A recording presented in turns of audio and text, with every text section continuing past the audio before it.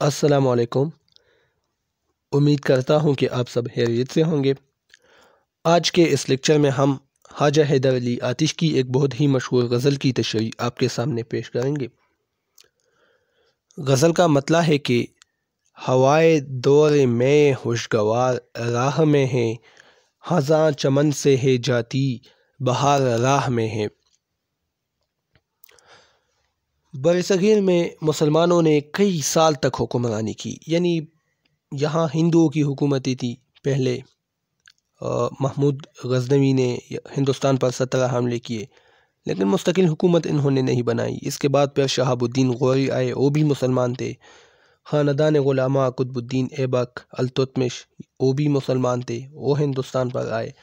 پھر اس کے بعد افغانی آئے، لودھی خاندان۔ اس کے بعد مغل حکمران ظہیر الدین بابر، جنہوں نے ابراہیم لودھی کو شکست دے دی پانی پت کے میدان میں۔ تو مغلیہ جو تھی وہ بھی مسلم سلطنت تھی، اور راہ میں بہادر شاہ ظفر کو انگریزوں نے شکست دے دی، تو مسلمانوں کا جو دور تھا وہ ختم ہوا، انگریزوں کی حکومت شروع ہوئی۔ تو برصغیر میں مسلمانوں نے کئی سال تک حکمرانی کی، لیکن جب انگریزوں نے برصغیر پر قبضہ کر لیا تو سارے ملک کے حکمران بن گئے۔ آہستہ آہستہ تمام علاقوں کو انگریزوں نے فتح کیا۔ مسلمان ہمت ہار گئے اور احساس کمتری کا شکار ہو گئے۔ تو آتش نے اس دور میں مسلمانوں کی مایوسی کو دور کیا ہے۔ مسلمان ظاہر ہے مایوس تھے، ان کی سلطنت ختم ہو گئی تھی۔ اس شعر میں شاعر برصغیر کے مسلمانوں کو امید کی روشنی دکھاتے ہوئے کہتے ہیں کہ اب بہت جلد دکھ اور پریشانیوں کے دن ختم ہونے والے ہیں۔ ہماری خوشی کے راستے میں جتنی رکاوٹیں ہیں وہ دور ہونے والی ہیں۔ غموں کی رات خوشیوں کی صبح میں بدل جائے گی۔ جس خزاں کے جانے سے بہار کا موسم آ جاتا ہے، اسی طرح ہماری زندگی میں بھی بہار آنے والی ہے۔ خوشگوار ہوائیں ہمیں یہ پیغام دے رہی ہے کہ اب حالات بدلنے والے ہیں۔ تو یہ جو شعر ہے بالکل استعارات ہی ہیں اس میں۔ بظاہر تو اگر آپ دیکھیں تو ایک سادہ سا مفہوم ہمیں معلوم ہوتا ہے کہ اچھے دن آنے والے ہیں، خوشگوار ہوائیں آنے والی ہے، مے کا دور، شراب کا دور آنے والا ہے، خزاں ختم ہونے والی ہے، بہار آنے والا ہے۔ لیکن اس کے پیچھے جو مفاہیم چھپے ہیں ان الفاظ کے پیچھے، وہ بہت ہی گہرے ہیں۔ دوسرا شعر ہے کہ عدم کے کوچ کی لازم ہے فکر ہستی میں، نہ کوئی شہر نہ کوئی دیار راہ میں ہے۔ اس شعر میں شاعر نے اس حقیقت کی طرف اشارہ کیا ہے کہ یہ دنیا فانی ہے، ختم ہونے والی ہے۔ اللہ تعالیٰ نے ہمیں اس دنیا میں ایک خاص مقصد کے لیے بھیجا ہے، اس لیے ہم پر لازم ہے کہ ہم اپنی زندگی میں آخری سفر کی تیاریاں شروع کریں، کیونکہ یہ سفر اکیلے ہی طے کرنا ہے۔ زندگی میں اگر ہم نے ایک جگہ سے دوسری جگہ جانا ہو تو اپنے ساتھ دوست یا رشتہ دار کو ساتھ لے جاتے ہیں کہ سفر خوشگوار گزرے، لیکن جب ہم موت کے سفر پر روانہ ہوتے ہیں تو کوئی دوست یا ساتھی ہمارا ساتھ نہیں دیتا، بلکہ اکیلے ہمیں یہ سفر طے کرنا ہوتا ہے۔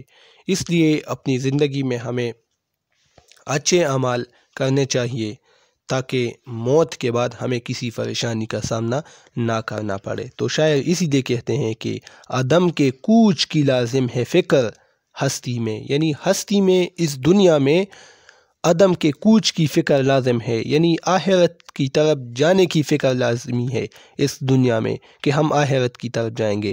نہ کوئی شہر نہ کوئی دیار راہ میں ہے، یعنی کوئی بھی ہمارا راستے کا وہ رہنما نہیں ہوگا، یہ سفر ہم اکیلے ہی طے کریں گے۔ نہ بدرکا ہے نہ کوئی رفیق ساتھ اپنے، فقط عنایت پروردگار راہ میں ہے۔ یہ جو شعر ہے اور اس سے جو پہلا شعر تھا عدم کے کوچ کی لازم ہے فکر ہستی میں، ان دونوں کا مفہوم، ان کی تشریح بالکل ایک ہی ہے۔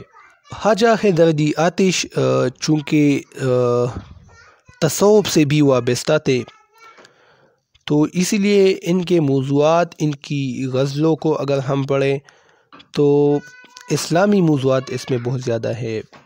دنیا کی بے ثباتی، دنیا کی فنا ہونے کے حوالے سے موضوعات ان کی شعر میں ملتے ہیں۔ تو یہ غزل جو ہے اس میں بھی ایسے اشعار ہیں، مثال کے طور پر اس سے پہلا شعر جو ہم نے پڑھا اور یہ جو شعر ہے، بدر کا کہتے ہیں رہنما کو، لیڈر کو، رفیق دوست کو کہتے ہیں۔ تو شاعر اس شعر میں کہتے ہیں کہ اللہ تعالیٰ نے انسان کو اس دنیا میں ایک خاص مقصد کے لیے بھیجا ہے، یعنی اللہ تعالیٰ نے تمام انسانوں کو اور ساتھ میں جنوں کو بھی اپنی عبادت کے لیے پیدا کیے ہیں، اور جب اس دنیا میں ہمارا وقت پورا ہو جاتا ہے تو ہمیں اس دنیا کی تمام آسائشیں چھوڑ کر اس دنیا سے جانا پڑتا ہے، اور صرف اچھے اعمال لے کر ہی جانا ہوتا ہے۔ موت کا سفر ایسا ہے، کوئی دوست یا ساتھی اس میں ہمارے ساتھ نہیں جاتا، ہم اکیلے ہی موت کی طرف روانہ ہوتے ہیں۔ صرف اچھے اعمال ہی ہمیں اس مشکل سے بچاتے ہیں، اور اللہ کی مدد اور اس کی مہربانی سے ہماری موت کا سفر آسانی سے گزرتا ہے۔ تو اسی لیے شاعر کہتے ہیں کہ فقط یعنی صرف عنایت پروردگار راہ میں ہے، یعنی اللہ تعالیٰ کی عنایت مہربانی ہی موت کی زندگی میں، یعنی آخرت کی جو زندگی ہے وہ مہربانی ہمارے لیے کافی ہے۔ تلاش یار میں کیا ڈھونڈیے کسی کا ساتھ، ہمارا سایہ ہمیں ناگوار راہ میں ہے۔ یہ شعر انسانی بے اعتمادی کے حوالے سے ہے، یعنی کسی پر بھی بھروسہ نہیں کرنا چاہیے۔ اس شعر میں شاعر کہتے ہیں کہ زندگی ایک مشکل سفر ہے، اس زندگی میں انسان کو طرح طرح کی مشکلات کا سامنا کرنا پڑ سکتا ہے۔ زندگی کے اس سفر میں اگر کوئی سچا دوست اور ہمدرد مل جائے تو یہ سفر آسانی سے گزر جاتا ہے، اور ہم غموں اور خوشی کو ایک دوسرے سے بانٹ لیتے ہیں۔ اس لیے میں ایک ایسے دوست کی تلاش میں نکلا ہوں تاکہ میں اسے اپنی زندگی کا ساتھی بنا سکوں۔ لیکن شاعر کہتے ہیں کہ یہ بہت مشکل ہے کہ اتنے سارے لوگوں میں ایک اچھا ساتھی تلاش کروں۔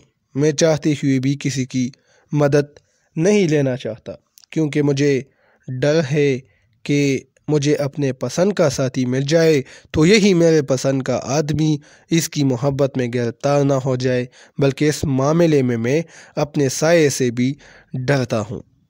یعنی شاعر یہ فرماتے ہیں کہ کسی کا اعتبار نہیں کرنا چاہیے، یہاں تک کہ اپنے سائے کا بھی۔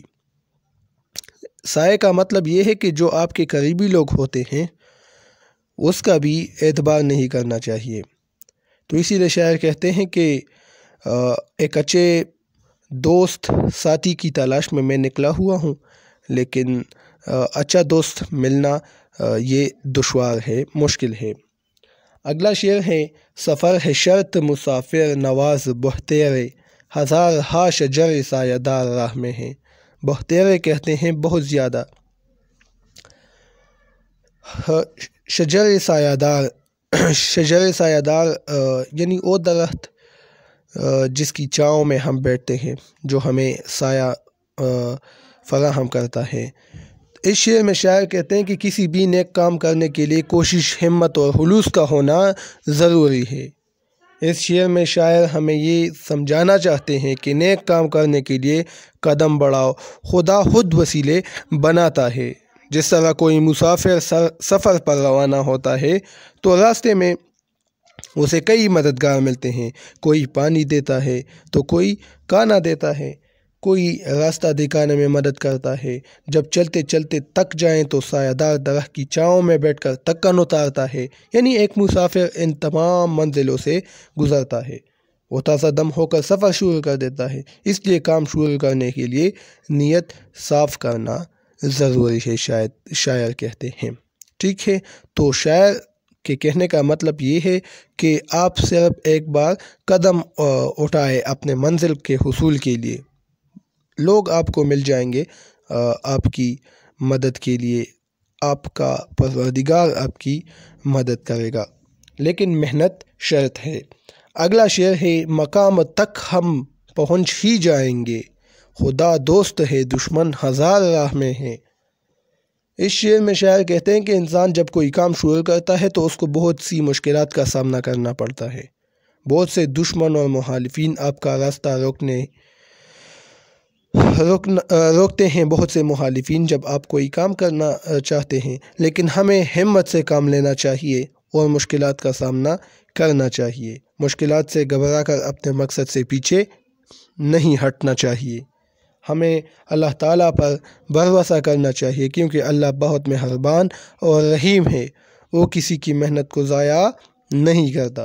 جو انسان محنت کرتا ہے اللہ اس کی مدد کرتا ہے، اگر اس کے راستے میں 1000 دشمن بھی ہوں لیکن اللہ کی مہربانی سے وہ ہمیں نقصان نہیں پہنچا سکتے۔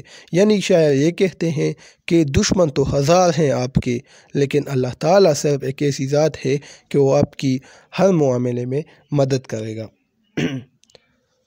یہ اس غزل کا مقطع ہے۔ یہاں یہ غزل ختم ہو جاتی ہے، قطع ہو جاتی ہے، اسی لیے یہ مقطع ہے۔ یہ شعر: تکے جو پاؤں تو چل سر کے بل، نہ ٹھہر آتش، گل مراد ہے منزل میں ہار راہ میں ہے۔ اس شعر میں شاعر انسان کو ہمت اور حوصلے کا پیغام دیتے ہوئے کہتے ہیں کہ انسان کو مشکلات سے نہیں گھبرانا چاہیے۔ شاعر کہتے ہیں کہ ہمیں اپنے مقصد کی طرف قدم بڑھانے چاہیے۔ اگر تم تک جاؤ یا کسی پریشانی سے گھبرا جاؤ تو یاد رکھو کہ صبر کا پھل میٹھا ہوتا ہے اور مصیبتوں پر ثابت قدم رہنے والا آخر میں کامیاب ہوتا ہے۔ اس لیے تم اپنی منزل کی طرف بڑھتے جاؤ، تک جاؤ تو رکو مت، بلکہ اور زیادہ جوش و جذبے سے قدم بڑھاؤ۔ اس میں مشکلات بھی آئے گی مگر کامیابیاں ضرور حاصل ہوگی۔ تو یہ آج کا لیکچر تھا۔ امید ہے آپ لوگ کو یہ ویڈیو پسند آ چکی ہوگی۔ اب مجھے اجازت دیجیے۔ اللہ حافظ۔